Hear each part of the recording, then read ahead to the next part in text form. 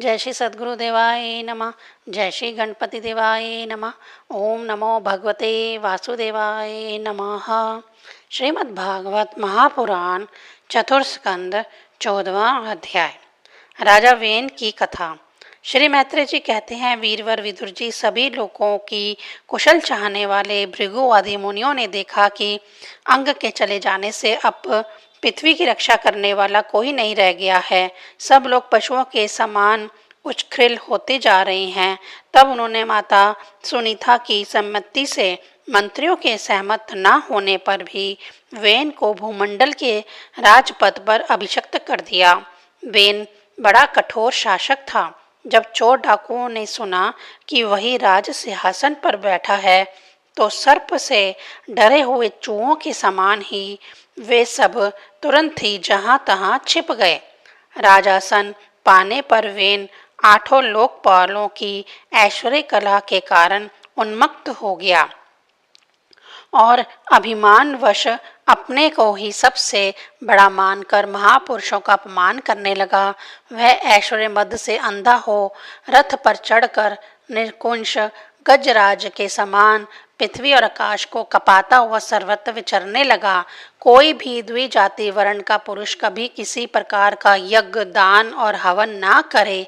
अपने राज्य में यह ढंढोरा पिटवा कर उसने सारे धर्म कर्म बंद करवा दिए।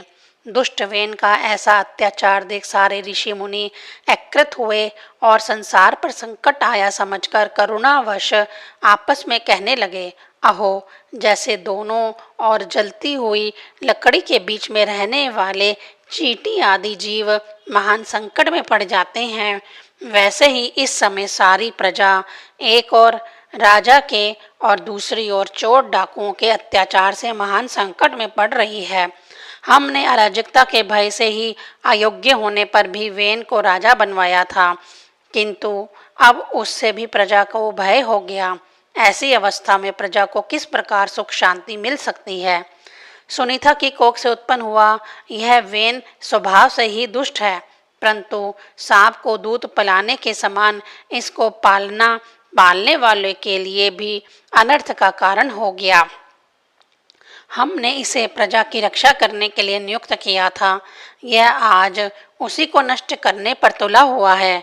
इतना सब होने पर भी हमें इसे समझाना अवश्य चाहिए। ऐसा करने से इसके किए हुए पाप हमें स्पर्श नहीं करेंगे। हमने जानबूझकर दुराचारी वेन को राजा बनाया था, किंतु यदि समझाने पर यह हमारी बात नहीं मानेगा तो लोक के धिक्कार से दिग्ध हुए इस दुष्ट को हम अपने तेज से भस्म कर देंगे।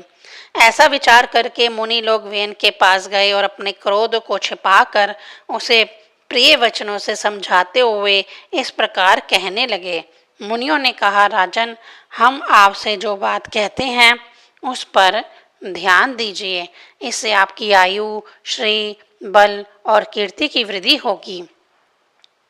तात यदि मनुष्य मन, वाणी, शरीर और बुद्धि से धर्म का आचरण करे तो उसे स्वर्ग आदि शोक रहित लोकों की प्राप्ति होती है।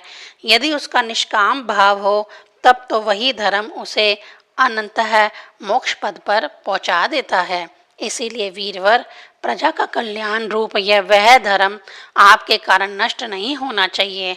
धर्म के नष्ट होने से राजा भी ऐश्वर्य से च्युत हो जाता है। जो राजा दुष्ट मंत्री और चोर आदि से अपनी प्रजा की रक्षा करते हुए न्याय अनुकूल कर लेता है, वह इस लोक में और परलोक में दोनों जगह सुख पाता है। जिसके राज्य अथवा नगर में वर्णाश्रम धर्मों का पालन करने वाले पुरुष स्वधर्म पालन के द्वारा भगवान यज्ञ पुरुष की आराधना करते हैं, महाभाग आपकी आज्ञा का पालन करने वाले उस राजा से भगवान प्रसन्न रहते हैं, क्योंकि वह ही सारे विश्व की आत्मा तथा संपूर्ण भूतों के रक्षक हैं। भगवान ब्रह्मा आदि जगदीश्वरों के भी ईश्वर हैं। उनके प्रसन्न होने पर कोई भी वस्तु दुर्लभ नहीं रह जाती। तभी तो इंद्रादि लोकपालों के सहित समस्त लोग उन्हें बड़े आदर से पूजो उपहार समर्पण करते हैं। राजन, भगवान श्री हरि समस्त लोकपालों और यज्ञों के निहंता हैं। वे वेद त्रय रूप, द्रव्य रूप और तप स्वरूप हैं। इसलिए आपके जो देशवासी आपकी उन्नति के लिए अनेक प्रकार के यज्ञों से भगवान का यजन करते हैं, आपको उनके अनुकूल ही रहना चाहिए। जब आपके राज्य में ब्राह्मण लोग यज्ञों का अनुष्ठान करेंगे, तब उनकी पूजा से प्रसन्न होकर भगवान के अंश स्वरूप देवता आपको मनचाहा फल देंगे। अतः वीरवर, आपको यज्ञ आदि धर्म अनुष्ठान बंद करके देवताओं का तिरस्कार नहीं करना चाहिए।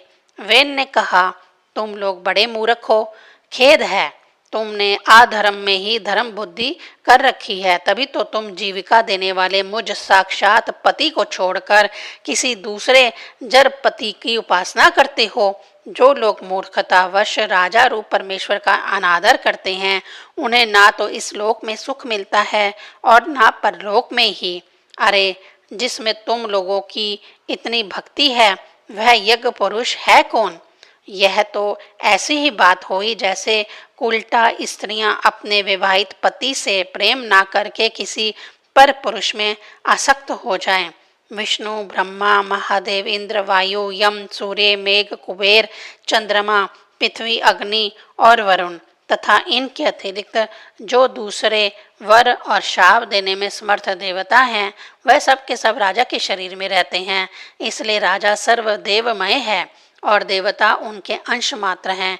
इसलिए ब्राह्मणों, तुम मत्सरता छोड़कर अपने सभी कर्मों द्वारा एक मेरा ही पूजन करो और मुझी को बलि समर्पण करो। भला मेरे सिवा और कौन अग्र पूजा का अधिकारी हो सकता है? श्री मैत्रेय जी कहते हैं, इस प्रकार विपरीत बुद्धि होने के कारण वह अत्यंत पापी और कुमार्ग गामी हो गया था। उसका पुण्य क्षीण हो चुका था। इसलिए मुनियों के बहुत विनयपूर्वक प्रार्थना करने पर भी उसने उनकी बात पर ध्यान ना दिया। कल्याण रूप विदुर जी, अपने को बड़ा बुद्धिमान समझने वाले वेन ने जब उन मुनियों का इस प्रकार अपमान किया, तब अपनी मांग को व्यर्थ हुई देख वह उस पर अत्यंत कुपित हो गए। मार डालो, इस स्वभाव से ही दुष्ट पापी को मार डालो। यह यदि जीता रह गया तो कुछ ही दिनों में संसार को अवश्य भस्म कर डालेगा। यह दुराचारी किसी प्रकार राज शासन के योग्य नहीं है, क्योंकि यह निर्लज साक्षात यज्ञपति श्री विष्णु भगवान की निंदा करता है। अहो, जिनकी कृपा से इसे ऐसा ऐश्वर्य मिला, उन श्री हरि की निंदा अभागे वेन को छोड़कर और कौन कर सकता है? इस प्रकार अपने छिपे हुए क्रोध को प्रकट कर उन्होंने उसे मारने का निश्चय कर लिया। वह तो भगवान की निंदा करने के कारण पहले ही मर चुका था। इसीलिए केवल हुंकारों से ही उन्होंने उसका काम तमाम कर दिया। जब मुनिगण अपने अपने आश्रमों को चले गए, तब इधर वेन की शोकाकुल माता सुनीता मंत्र आदि के बल से तथा अन्य युक्तियों से अपने पुत्र के शव की रक्षा करने लगी। एक दिन वे मुनिगण सरस्वती के पवित्र जल में स्नान कर अग्निहोत्र से निवृत्त हो नदी के तीर पर बैठे हुए हरि चर्चा कर रहे थे। उन दिनों लोगों में आतंक फैलाने वाले बहुत से उपद्रव होते देखकर वे आपस में कहने लगे, आजकल पृथ्वी का कोई रक्षक नहीं है, इसीलिए चोर डाकुओं के कारण उसका कुछ अमंगल तो नहीं होने वाला है। ऋषि लोग ऐसा विचार कर ही रहे थे कि उन्होंने सब दिशाओं में धावा करने वाले चोरों और डाकुओं के कारण उठी हुई बड़ी भारी धूल देखी। देखते ही वे समझ गए कि राजा वेन के मर जाने के कारण देश में अराजकता फैल गई है, राज्य शक्तिहीन हो गया है और चोर डाकू बढ़ गए हैं। यह सारा उपद्रव लोगों का धन लूटने वाले तथा एक दूसरे के खून के प्यासे लुटेरों का ही है। अपने तेज से अथवा तपोबल से लोगों की ऐसी कुवृत्ति को रोकने में समर्थ होने पर भी ऐसा करने में हिंसा आदि दोष देखकर उन्होंने इसका कोई निवारण नहीं किया। फिर सोचा कि ब्राह्मण यदि समदर्शी और शांत स्वभाव भी हो तो भी दीनों की उपेक्षा करने से उसका तप उसी प्रकार नष्ट हो जाता है जैसे फूटे हुए घड़े में से जल बह जाता है। फिर राज ऋषि अंग का वंश भी नष्ट नहीं होना चाहिए, क्योंकि इसमें अनेक अमोघ शक्ति और भगवत परायण राजा हो चुके हैं। ऐसा निश्चय कर उन्होंने मृत राजा की जांग को बड़े जोर से मथा तो उसमें से एक बौना पुरुष उत्पन्न हुआ। वह कौवे के समान काला था। उसके सभी अंग और खासकर भुजाएं बहुत छोटी थी, जबड़े बहुत बड़े, टांगे छोटी, नाक चपटी, नेत्र लाल और केश तांबे के रंग के थे। उसने बड़ी दीनता और नरम भाव से पूछा कि मैं क्या करूं? तो ऋषियों ने कहा, निषेध यानी बैठ जा। इसी से वह निषाद कहलाया।